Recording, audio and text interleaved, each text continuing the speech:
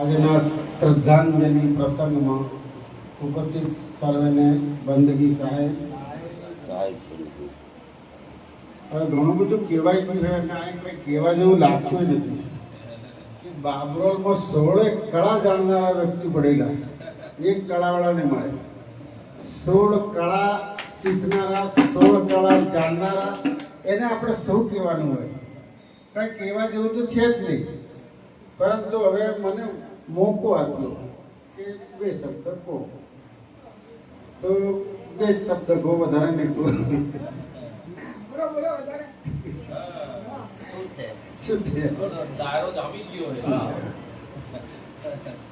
હવે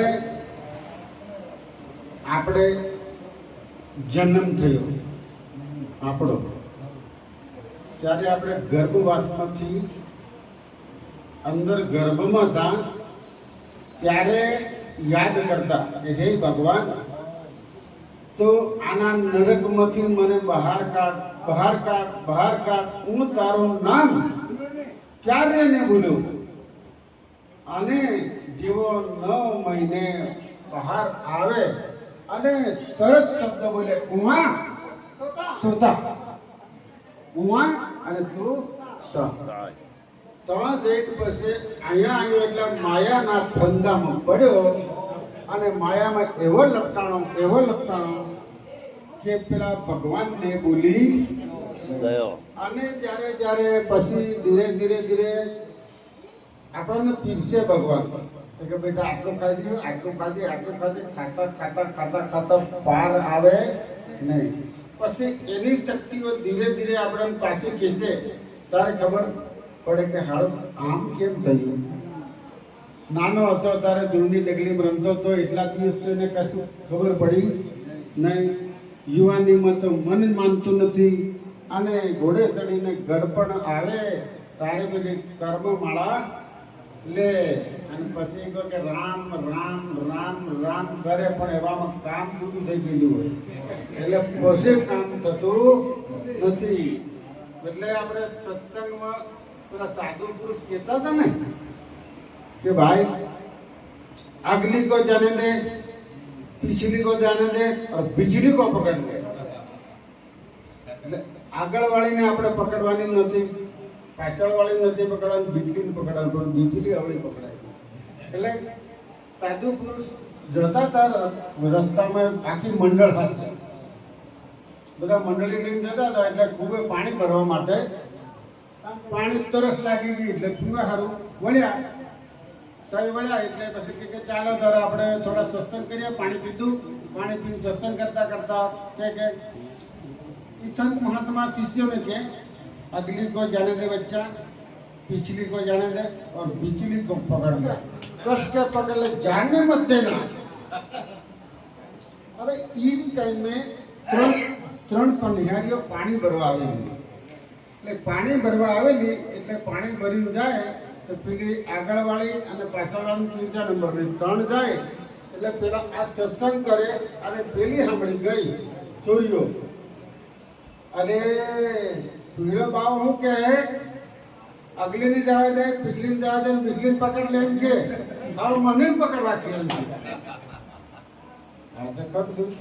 એટલે સોરીઓ એવી દોડતી જેમ પેડે લઈને ઘેર પહોંચી ગઈ. પછી કે એ દાદા, એ બાબા, એ કાકા, બધા સાંભળો હું હે ડોક્ટર કુવે બાવા આવ્યો હે આને અમે પાણી ભરવા ગઈ ને અમને એમ કહેતા કે અગલી જવા દે, પછી જવા દે, પછી પકડે એમ કે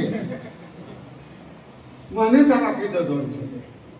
હાથ કાઢીને બાવો એવો કેવો ચાલો ને પકડી લાવ્યા માર્ગે. એટલે બધા ડીંગે ને તલવાર બે હાથમાં લઈને કુવા મને દોડ્યા. મહારાજે આમ કરીને જોયું તો કહો આ તો લાવ લશ્કર આવે ભાઈ. પેલા મહારાજે કહી દીધું કે છોરો હવે આપણે ભણવાની નથી હો, બિરાડી દો અને ઊંઘ પડી જવાનો હું માંદો. એટલે મહારાજ આમ થપડતા પડે ને આમ હલે, આમ મરી ગયો એટલે પેલા દોડીને આવી ગયા. એટલે બાવો કઈ ગયો હતા પેલા પેલો થપડે ઈ બસ કીધો હતો, પિછલી પકડ લે એમ કીધો હતો. કેમ કીધો હતો? પેલા સાધુ શિષ્ય હતા ને કે ભાઈ આ સૂરજી દિવે નાખીને એવા જ મહારાજને કંઈક તમારા વિચાર પડી જાય અને એ એમ કહે કે આ ગામમાં કોઈનો 12 મહિનાનો સાટવો, આપણે પહેલા તો હમણાં તો ચશ્મા થઈ ગયા, સાટકા ભૂલી ગયા, લાકડા નાખતો આવવાનું ગોળ ગોળ બનાવતા હતા ગળીને, એ પાછા કોંડમ બનાવતા અને સાટકો બાટો અને સાટવો એ કોંડમ બનતા ને કોંડમમાંથી આ બધે પ્રસારતા. એ સાટવો એઠાડો હોય આને એને ધોઈને મારા ગુરુને પુરાડ તો મટી જાય એવું એમ કે તાર કે પેલી પહેલા વાળી કે અરે પહેલા આને તો તું ના કહેવાનું નહીં બસ તે અટાડો રહ્યો તો પેલી સીધી વાળી કે ના ના હમણાં તો હું રોજ તો ખાઉં ને, રોજ ખાવાનું રાંધીને પછી ધોઈ નાખો. તો પેલી બસ વાળી કે હવે મારતો તો પડ્યો હતો તે એટલે પછી વર્ષ વાળીને કીધું કે સાટકો લાવે પેલો ટાળમ નિશાણે હતો ઈગો એ તો વાનું નથી એવાનું એમને મિલી રાખતા ટાળમ મિલતા હતા આમ કઈ કબાટ આબાટ નતો પહેલા. એટલે એ ટાળમાંથી કાઢીને લાવી પછી એને ધોઈને પેલા બાવાને જો પીવાડે બાવા બેઠા થઈ ગયો. એટલે પછી એ સત્સંગમાં કીધું એને કે ભાઈઓ બહેનો બધા તમે સાંભળો, અમે કહેતા હતા કે બાળપણને રહેવા દો, એનામાં ને નામ લેતો ચાલશે અને પાછળ તમે જિંદગીમાં ના લેતો ચાલશે, પરંતુ આ બીજલી એટલે કે યુવાનીમાં તમે બરોબર પકડી લો ને યુવાનીમાં ભક્તિ પકડાઈ જાય એ સૃષ્ટિ નથી, પણ પછી ગડપણમાં પકડાઈ જાય તો એ હજરતું નથી કેમ કે ભૂલી જાય. હવે યાદ શક્તિ ઓછી થઈ જાય. પહેલામાં કેવું હોય કે છોકરું આપણે પહેલાં ભણતું હોય ત્યાં સુધી તો સારું, પહેલામાં એકડા બગડા શીખાડીએ તો જેમ તેમ લીટા કરતું કરતું જાય આગળ, પછી એની 8મા 9મા 10મા સુધી આવે, 11મા 12મા સુધી આવે ત્યાં સુધી એની બુદ્ધિ તીવ્ર રહે. એ જેટલું ગ્રહણ કરે જેટલું વાંચે એટલું ગ્રહણ થાય. પણ પછી યુવાની જેમ જેમ આવે તેમ માનસ બીજે રસ્તે પલટાઈ જાય, એટલે યાદ શક્તિ એટલે ઓછી થઈ જાય. એટલે કહેવામાં આવે કે જુવાનીમાં હમણાં આપણે દેખો ને આપણે તો બધા ગયડા ગયડા એટલા જ ભેગા થયા, જોવન જોવું એટલે મળે નહીં. એટલે જોવનને ભક્તિ એને કરાવવાની, પણ એ જોવન છોરા આવતા નથી. એટલે આપણે જ્યારે જ્યારે ભજન હોય તો આપણે ઘેરવાળાને છેવટે જગાડી બેહાડવાનું, પણ થોડુંક વહેલું ભજન પૂરું કરવાનું. એટલે પેલા બે ઘણી વખત અમારા કબીર સંપ્રદાયમાં આમ જ થાય, 8 વાગ્યા મહારાજ આવે, 12 વાગ્યા આવે, તો એવામાં આવે તો પાછા ના વાળવા પડે, ના વાળીને પાછા એને ગાદીએ બિહાડવા પડે, ગાદીએ બિહાડે એટલા તે પેલું તો સુરત ઉઈ જાય બધા, તો એને જાણવા મળે નહીં. ખરેખર જાણવાનું નાના બાળકોને એટલે થોડુંક વહેલું ભજન કીર્તન આપણે કરીએ, વહેલું આમ પૂર્ણ વિરામ કરીએ તો એ છોરાને બધું જાણવા મળે. એટલે સત્સંગ ભજન કીર્તન ફક્ત આપણા ગેડાવાળાને એટલું જ કરવાનું એવું તો નથી, મને સાંભળવું તો પડે. હવે આટલા બધા ભાઈઓ હોય બહેનો થોડીક છે ને, એટલે બહેનોને પણ થોડુંક સત્સંગ સાંભળે તો એ કે એટલે પછી પેલો નથી આપણે ભાઈ સત્સંગમાં ગયા અને બેન જઈએ ઘેરે, તો સત્સંગમાં જઈને પેલા સાંભળે.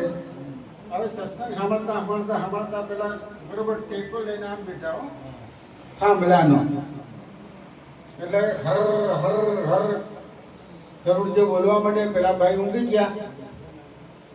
આને પછી કૂતરું આવ્યું તેવું જ મોઢામાં ઊંચું જ હોય ને કૂતરું તો એકી કરવા માટે હા સાંભળો તો ઓછું પેશાબ કરે. હવે પેલાનું મોઢું કાઢતું તો ને પેલો હું લીધો હતો થાંભલાને થઈ ગયો હતો, એટલે બરાબર એ મોઢામાં પેશાબ કરી જેવો લાગે ધૂપ ધૂપ ધૂપ ધૂપ કરે. એમ કરતા એ સત્સંગ પૂરું થયો. પેલો ભાઈ ગયો ઘેર ગયો એટલે ઘેરવાળી પૂછે આજે સત્સંગ કેવો લાગ્યો? ખારો દો. અરે સત્સંગ કોઈ દાડો ખારો લાગે? સર કે ભાઈ મને હજુ પણ આમ સસરે ખારો ખારો.